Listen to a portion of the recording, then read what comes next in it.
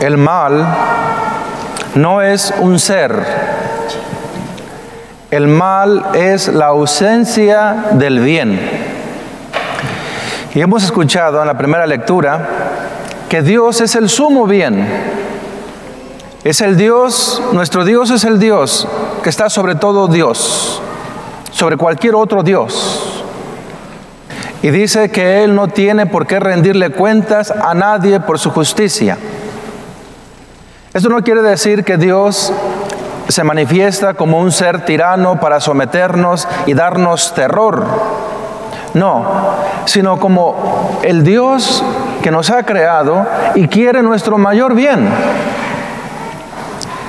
La felicidad para la que Él nos ha creado. Hago un paréntesis aquí. Lamentablemente nuestra cultura hispana, muchos tienen algunos dioses paganos como la Santa Muerte, los santos que han creado los narcotraficantes, algunos dioses que ahora que han sido insertados en nuestra cultura por la cultura africana, cubana, que he sabido de ello. Y le tienen tanta fe a estos dioses que el Dios verdadero solo lo tienen para cuando necesitan algo diferente. Y eso es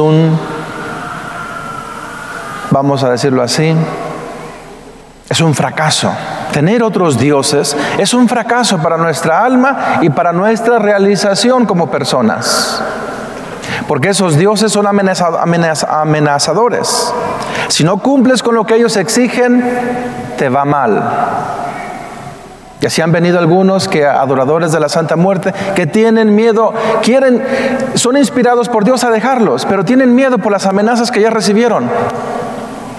Después de que hablan conmigo, se quedan en paz y se entregan a Dios. Eso es lo que quiere Dios. El mayor bien para nosotros, porque Él es el verdadero Dios, el que nos ha creado, nuestros dioses que hemos creado. Cierro el paréntesis. Y dice esta lectura que Dios es un Dios misericordioso, es un Dios de amor. De lo contrario no sería Dios. Por eso es Dios verdadero, porque solo es amor. Busca la justicia y su justicia es el amor. Hemos escuchado en este evangelio, durante estas semanas vamos a estar escuchando en cómo Jesús enseñó a sus discípulos a través de parábolas, a través de ideas, de cuentos, para darnos a entender lo más profundo de su misterio. Y nos habla del trigo y la cizaña. Vamos a comprender aquí algo que en el domingo pasado se nos hablaba de la semilla buena y de la tierra buena. Pero la semilla buena y la tierra buena no es suficiente si no tenemos la paciencia para poder ver el fruto. Este domingo nos habla de esa paciencia que tenemos que tener para poder ver los frutos que se han sembrado, que ha sembrado ya Dios, que ha sembrado ya Jesucristo en la humanidad. Quienes les gusta la jardinería o los que saben de agricultura, saben lo paciente y cuidadoso que debe ser uno para poder ver los frutos de lo que uno siembra. La palabra de Dios, como semilla, necesita también mucha paciencia de nuestra parte. En la historia de la humanidad, en la historia de la iglesia, hemos escuchado, hemos sabido cuánto mal ha ocurrido dentro de la iglesia. Pero eso no es la iglesia, porque esos males ya han sido destruidos y la iglesia sigue. Por tanto, no nos escandalicemos cuando veamos el mal en nuestra iglesia. Jesús les pone este ejemplo a los apóstoles. Le dicen, Señor, en su parábola, dice, han sembrado cizaña. ¿Qué no sembraste trigo? Dice Jesús, que dijo el sembrador, seguramente un enemigo mío la ha sembrado. Y los trabajadores dicen, ¿quieres que la vayamos a arrancar? Se emocionan, se aceleran. Dice, no, porque no vaya a ser que vayan a arrancar el trigo junto con la cizaña. Déjenlo que crezca y cuando dé su fruto lo vamos a separar. Porque la cizaña y el trigo, cuando nacen, son casi similares, pero en el fruto son diferentes, un diferente color. La cizaña es venenoso. El trigo no. El trigo da vida. La cizaña da muerte. El pecado. Aquí estamos viendo el pecado y el bien.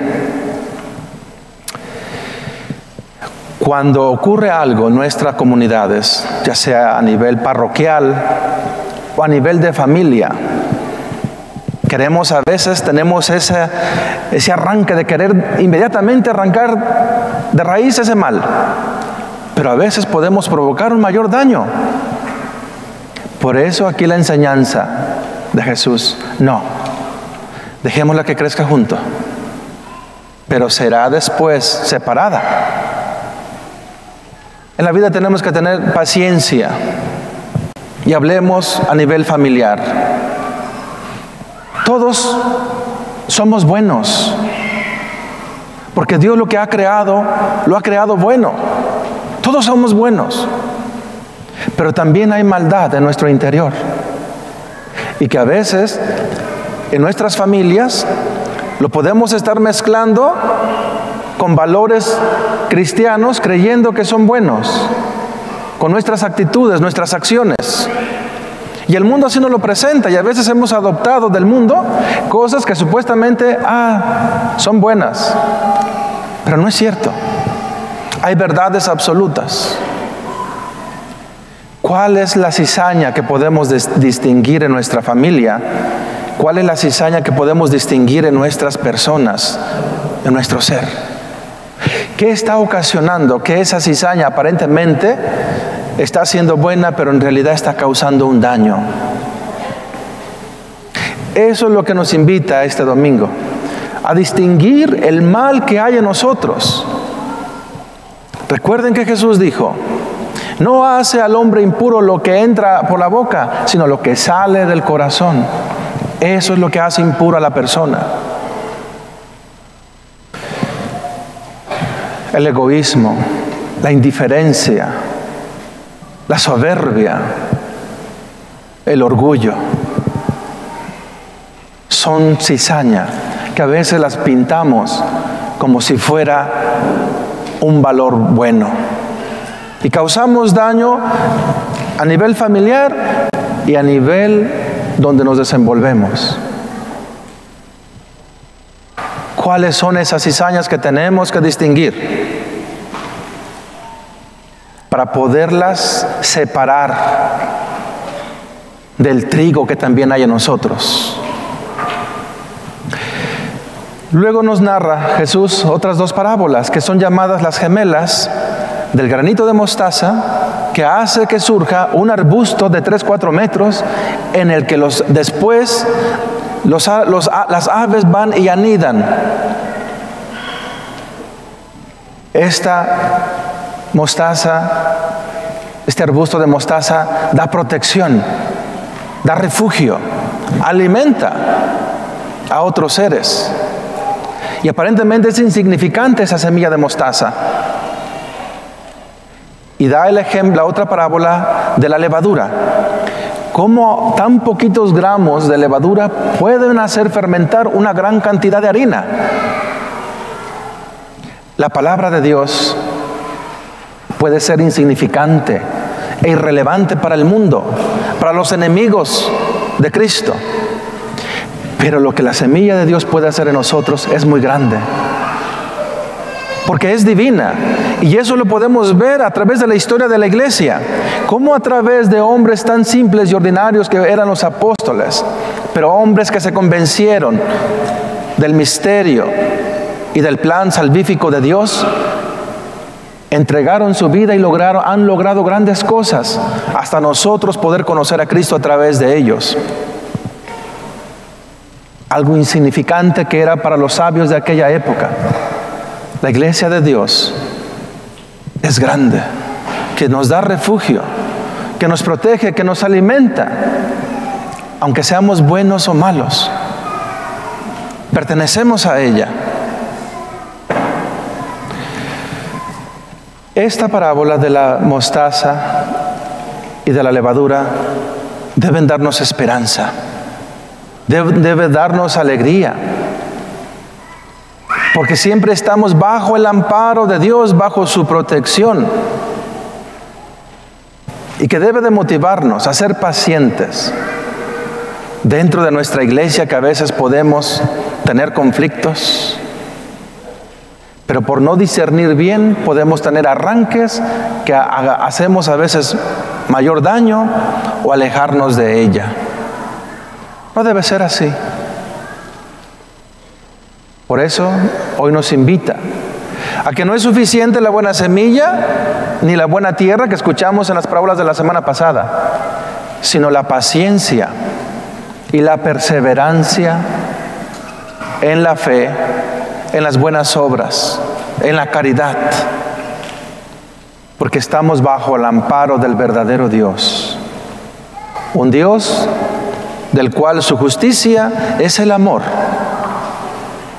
No, su justicia no es como la nuestra, su justicia es el amor. Pidamos pues esta semana que sigamos meditando, porque el próximo domingo seguiremos oyendo este modo de hablar de Jesús. En la segunda parte, en la última parte del Evangelio de hoy, esto se creen los eruditos, que esas palabras no fueron de Jesucristo, sino del evangelista, donde habla del fuego que va a venir a devorar a aquellos malvados, aquella cizaña, y la va a quemar y va a arder, y será el rechinar de dientes. Esto no es para que tengamos miedo del juicio final, no. Esto lo agregó el evangelista para algo muy en particular de las comunidades de ese tiempo. La imagen del fuego en el Evangelio, en las Sagradas Escrituras, no es para darnos temor de que vamos a arder si nos portamos mal al final de los tiempos. No, sino que el fuego de Dios viene a purificarnos, viene a transformarnos, a quemar lo impuro que hay en nosotros, así como el oro es purificado a través del crisol. Solo el fuego puede lograr esa brillantez y esa pureza. ¿Qué pasa cuando nosotros, después de tener un encuentro con Dios, nuestra vida cambia? Ese fuego del Espíritu Santo que fue infundido en nosotros ha quemado nuestras impurezas, nuestro pecado, y nos hemos transformado en personas nuevas. Hay quienes no creen en el cambio de las personas. Yo sí lo creo, porque de eso estoy convencido personalmente. Y también tenemos los testimonios de San Pablo, testimonio de San Pedro. Cómo después del encuentro de Jesús, ese fuego de amor que experimentaron quemó sus pecados, quemó sus impurezas y los transformó en nuevas personas para dar fruto. Es así como tenemos que ver ese fuego devorador.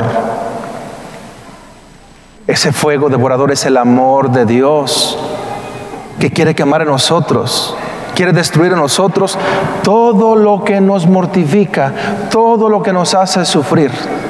Y eso es el pecado. Porque las consecuencias del pecado lo podemos experimentar desde aquí en la tierra, decía el domingo pasado, antepasado. No necesitamos llegar al infierno, ya podemos vivir desde aquí el infierno.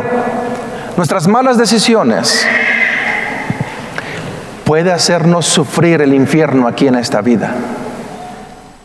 Y ser desde aquí el rechinar de dientes y lamentos. mares de lágrimas, por las malas decisiones. Pero Jesús te quiere dar esperanza. Quiere que el fuego devorador de su amor renovarte, regenerarte, transformarte y ser una nueva criatura. Y eso solo lo puede hacer Dios.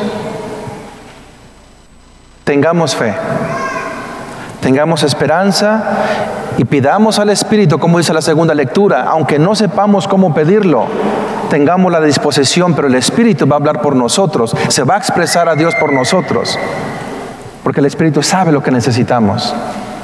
Y lo que tú y yo necesitamos es el amor de Dios para experimentar la alegría, la paz y la esperanza.